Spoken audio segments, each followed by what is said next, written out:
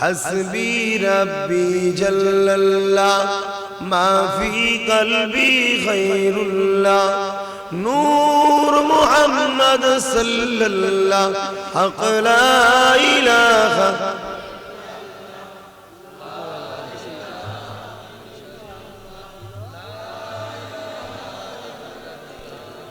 ला इलाहा इल्लल्लाह ला इलाहा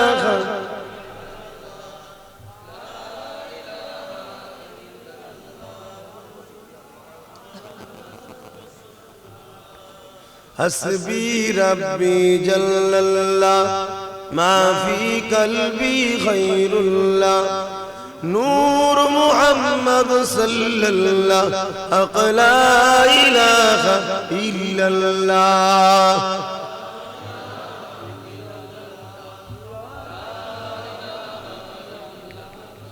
जोरे जोरे पढ़ें ला इलाहा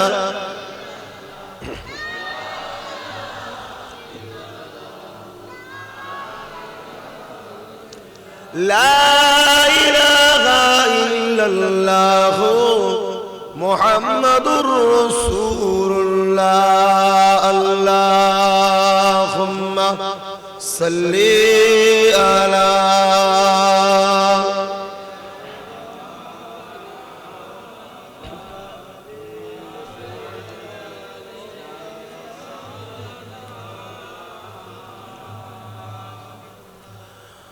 وقال الله تعالى في كلام المزيد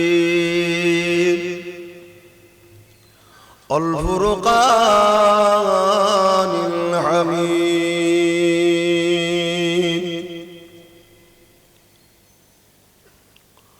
وما خلقت الجن والإنس إلا ليعبدون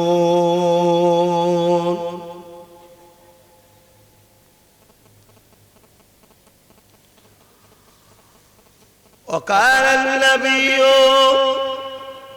صلى الله عليه وسلم من أحب لله وأبغض لله وعطى لله ومنع لله فقد استكمل الإيمان আমার আব্বা আমার আম্মা আমার ভাই আমার বোনেরা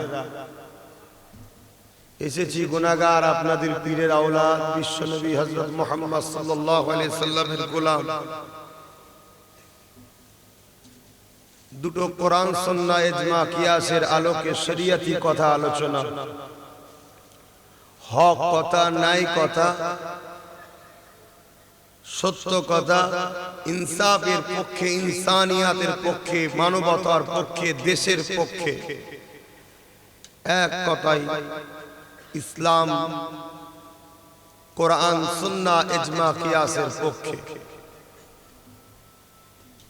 এই কথা বলতে গিয়ে কারো যদি আঘাত লাগে জানবেন আপনি ভুলের উপরে আছেন আপনার ঠিকই আসা দরকার কিন্তু আমার কথা চেঞ্জ করা সম্ভব নয় আপনাকে চেঞ্জ হতে হবে আমার কথাকে চেঞ্জ করা সম্ভব নয় কেন মুখ আমার কথা তো আমার নয় কথাটা তো শরীয়তের শরীয়ত কি চেঞ্জ করা সম্ভব আপনারা কি চীনের প্রেসিডেন্টের মতো হবার শখ দিচ্ছে কারো যে আমরা কোরআনকে চেঞ্জ করে দেব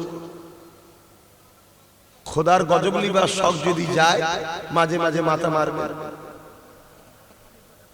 আমার আল্লাহ পাক তিনি আগেও যেমন ছিলেন আজও তেমন আছেন পরও তেমন থাকবেন আল্লাহর কখনো শুরু নাই আর আল্লাহর কখনো শেষও নাই তিনি হলেন সাইয়্যুল কাদির সর্বশক্তিমান তিনি আব্বাস সিদ্দিকী জবানে কথা বলছে এই পাওয়ারটা আব্বাস সিদ্দিকীর নয় আব্বাস সিদ্দিকীকে আল্লাহ ব্যবহার করতে দিয়েছে পাওয়ারটা হাকিকাতে আল্লাহ আমি যে হাত লাড়াচ্ছি হাত লাগাবার ক্ষমতা আব্বাস সিদ্দিকীর নয় আব্বাস সিদ্দিকীকে আল্লাহ ব্যবহার করতে দিয়েছে হাকিকাতে ক্ষমতা হলো তার সবকিছু যা কিছু আছে সবকিছু একমাত্র আল্লাহ লিল্লাহি মা ফিস সামাওয়াতি ওয়া মা ফিল আরদ, জমিন আসমানের একমাত্র মালিক স্রষ্টা আল্লাহ।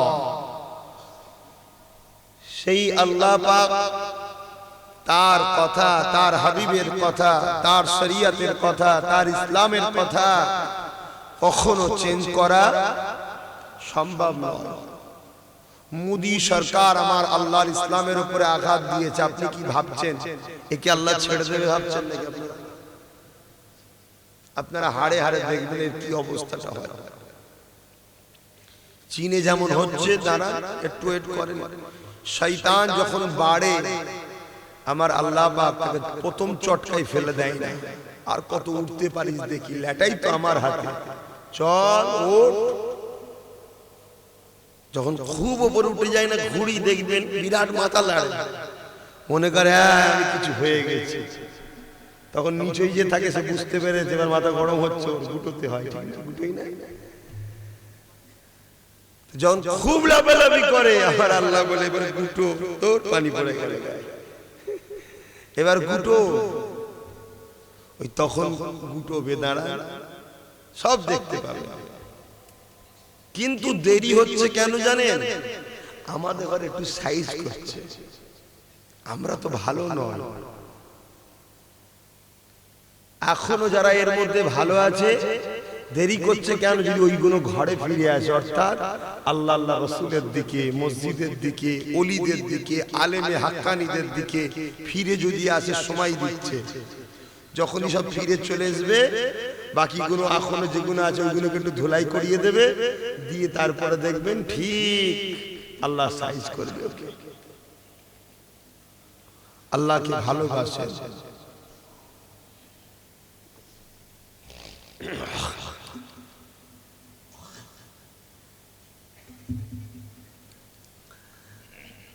আজকে আমরা এসেছি কোরআন, সুন্নাহ, ইজমা, কিয়াস, শরীয়তের কথা, হক কথা, ন্যায় কথা শুনতে এসেছি, ঠিক না বেটি? জালিমদের পক্ষে আমরা নয়, জালিমদের বিরুদ্ধে আমরা মজলুমদের সাথে। কেন আমার আল্লাহ কখনো জালিমদের সাথে থাকেননি, আমরা কেন থাকবো? আমার আল্লাহর রাসূল কখনো জালিমদের সাথে দেয়নি, আমরা কেন থাকবো? আমার আল্লাহ সর্বসময় মজলুমদের সাথী হয়েছে। আমার আল্লাহ সর্বসময় মজলুমদের ঘরে হিফাজত করেছে। আমার রাসূল সর্বসময় মজলুমদের হয়ে লড়েছে। আমার মুজাদ্দিদুজ জামানও মজলুমদের হয়ে লড়েছে, জালিমদের বিরুদ্ধে আন্দোলন করেছে। আজ আমরা যদি দাদা হুজুরের হই, রাসূলের হই, আল্লাহর হই, তাহলে আমাদের চলার স্টাইলটা কি শয়তানের দিকে থাকবে, জালিমদের দিকে থাকবে, না মজলুমের দিকে? মজলুমের দিকে থাকা দরকার। আর মজলুমদের দোয়া কখনো মিস হয় না। সালাসুন দাওয়াতুন লা শাক্কা ফি, কোনো সন্দেহ নেই, তিন ব্যক্তির দোয়া, তার মধ্যে একটা দাওয়াতুল মজলুম, যাদের উপরে জুলুম হয়েছে এদের বদদোয়া কখনো মিস যায় না। আর এদেরকে যারা সাহায্য করে, এদের পাশে দাঁড়ায়, তাদের জন্য যে দোয়া করে ওই দোয়াটাও মিস হয় না। তাহলে আমার রাসূল পাক সাল্লাল্লাহু আলাইহি ওয়াসাল্লাম কিভাবে জীবন যাপন করেছেন, কিভাবে তিনি দুনিয়ার মানুষকে ট্রেনিং দিয়েছেন, এটা আমাদের জানা দরকার। আজ বড় দুঃখের বিষয়, পীর দেখে নবী দেখি, পীর দেখে নবী মানি, অথচ উচিত নবীকে সামনে রেখে পীর মানা। নবীকে দেখিয়ে মাপা। মান আহাব্বা সুন্নতি, রাসূলের সুন্নাতকে যে ভালোবাসলো। মান আহাব্বা ওয়ালি নয়, ওলি তখন হবে যে নবীর সুন্নাতকে ভালোবাসে, সে ওলি হয়। তাহলে ওলি মানতে অবশ্যই হবে, কিন্তু সে যদি রাসূলের সুন্নাত অনুযায়ী চলে, রাসূলকে ভালোবাসে, নবীকে ইত্তেবা করে, অনুসরণ করে, তখন ফাত্তাবিউনি, আগে যদি রাসূলকে মেনে নেয়, তখন তার জন্য আমার আল্লাহর খবর আছেন, ইউহিব্বুকুমুল্লাহ, আমার আল্লাহ তখন তাকে ভালোবাসে। জোরে বলুন সুবহানাল্লাহ। আর আল্লাহ যাকে ভালোবাসবে তার জন্য আল্লাহ কিছু খুশির সংবাদও দিয়েছে। ওই সংবাদটা হলো এটাই, ওয়াগফিরু লাকুম যুনুবাকুম আল্লাহু গফুরুর রহিম। তারা যে জুলুম করেছে, অন্যায় করেছে, ভুল করেছে, পাপ করেছে, আমি আল্লাহকে বড় মেহেরবান, বড় দয়ালু পাবে, আমি তাদের জীবনের গুনাহকে মাফ করে দেবো। জোরে বলুন সুবহানাল্লাহ। আপনারা কি সারা জীবন বাঁচবেন? 8 বছর, 9 বছর, 10 বছর, 15 বছর গুনাহ হয়েছে, তো এবার তো তওবা করা দরকার, এবার তো ফিরে আসা দরকার। কিন্তু এখনো যদি শয়তানি করা ঝোঁক যায়, জানতে হবে আলামত ভালো নয়। হালকা বয়সে একটু হয়, কিন্তু ফিরে আসতে হবে। আমার রাসূলকে আল্লাহ মডেল করেছে, সবকিছু উসওয়া নবীকে দেখে করতে হবে। আল্লাহ নবীর জীবনী দেখতে হবে।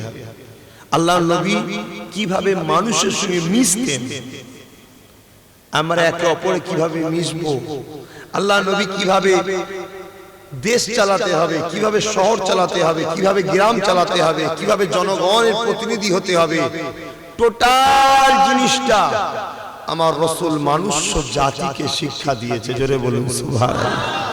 ওর বাইরের কোন শিক্ষায় শান্তি নাই, রাসূল পাক সাল্লাল্লাহু আলাইহি ওয়াসাল্লামের শিক্ষাতেই শান্তি আছে। এমন কি আল্লাহ নবী গায়ের ইসলামের সঙ্গে কিভাবে ব্যবহার করতে হবে ওটাও নবী শিখিয়েছে। ইসলাম কত সুন্দর, ইসলাম সর্বসময় ভালোবাসা দিয়েছে, ইসলাম সর্বসময় অসহায়ের সাথ দিয়েছে।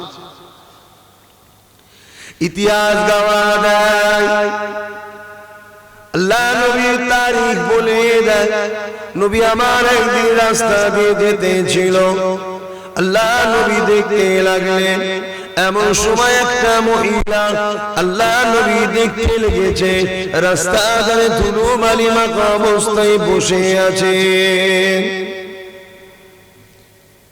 বয়স্ক মহিলা রাস্তা ধারে ধুলোবালি মাখা অবস্থায় বসে রয়েছে।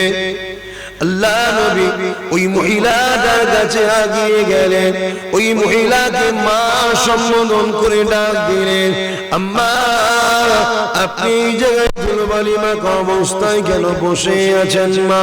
কি হয়েছে আপনার মা, কেন এখানে বসে আছে? ওই মহিলা আমার রাসূলুল্লাহ দিকে চোখ তুলে তাকালেন, আল্লাহ নবীকে দেখে বলেছিল, বাবা ছেলে রে, কি সুন্দর তোমাকে দেখতে। আমার রাসূলকে দেখে তো আকাশের চাঁদ লজ্জা পেত যে আমার মধ্যে দাগ আছে, মুহাম্মদ রাসূলের চেহারায় কোনো দাগ নাই। জোরে বলুন সুবহানাল্লাহ।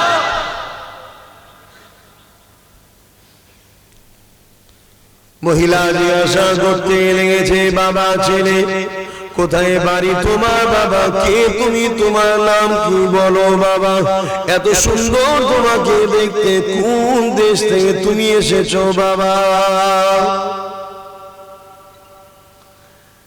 আল্লাহর জান্নাত যদি এত সুন্দর হয়, আল্লাহর সৃষ্টি যদি এত সুন্দর হয়, আল্লাহর সৃষ্টি গোলাপ ফুল যদি এত সুন্দর হয়, আল্লাহর সৃষ্টি পানি যদি এত সুন্দর হয়, আল্লাহর সৃষ্টি আসমান যদি এত সুন্দর হয়, আল্লাহর সৃষ্টি তোমার আমার আব্বা আম্মা যদি এত সুন্দর হয়, এই সব কিছু যার নূর মুবারক থেকে আল্লাহ তৈরি করেছে, তাহলে সেই নূরে মুহাম্মদ কত না সুন্দর।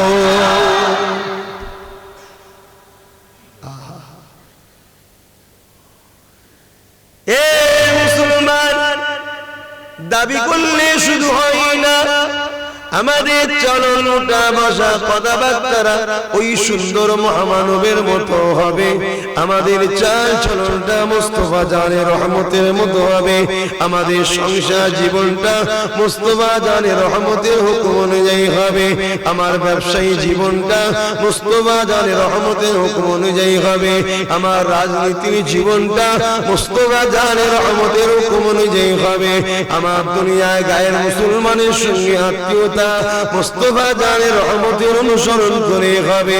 অন্য কাউকে মানলে, অন্য কারো অনুসরণ করলে কখনো শান্তিও দিতে পারে না। আর মুস্তাফা জানে রহমত যা করেছে যা বলেছে সবটাই কোরআন অনুযায়ী করেছে। আর কোরআনটা কোন মানুষের কিতাব নয়, কোন মানুষের কথা নয়, কোন মানুষের বাণী নয়, কোন মানুষ লেখে না, কোন মানুষ বলে না। এই কোরআনের প্রত্যেকটা অক্ষর জের জবর সবকিছুই আমার আল্লাহ পাকের পক্ষ থেকে এসেছে। হয়তো যে জবরটা পরে লাগিয়েছে উচ্চারণটা বুঝাবার জন্য, কিন্তু যে উচ্চারণটা হচ্ছে এই সব কিছু আমার আল্লাহর পক্ষ থেকে কোরআন। যে জবরটা হয়তো আপনারা ভাবতে পারেন যেটা হাজ্জাজ বিন ইউসুফ হুজুরের পিওডে কি নামটা জানেন না, যিনি লিখেছিলেন তার নামটা ভুলে যাচ্ছি, ওনার এতে করা হয়েছিল, ওনার নেতৃত্বে দিয়ে যে জবরটা লাগানো হয়েছিল হাজ্জাজ বিন ইউসুফ হুজুরের পিওডে। তবে হাজ্জাজ বিন ইউসুফ সম্বন্ধে আবার ইখতিলাফ আছে, ওনার রিপোর্টও আবার খারাপ আছে, কিন্তু ওনার রাজত্ব চলাকালীন লোক তো ফেমাস মানুষকে চিনবে। তো যাই হোক, কিন্তু কোরআন কার কথা? আল্লাহর কথা। সেই কোরআন অনুযায়ী রাসূল চলেছে, অর্থাৎ কোরআনের প্র্যাকটিক্যাল হলো রাসূল। আর আল্লাহর কথা না মেনে কখনো কেউ শান্তি পাবে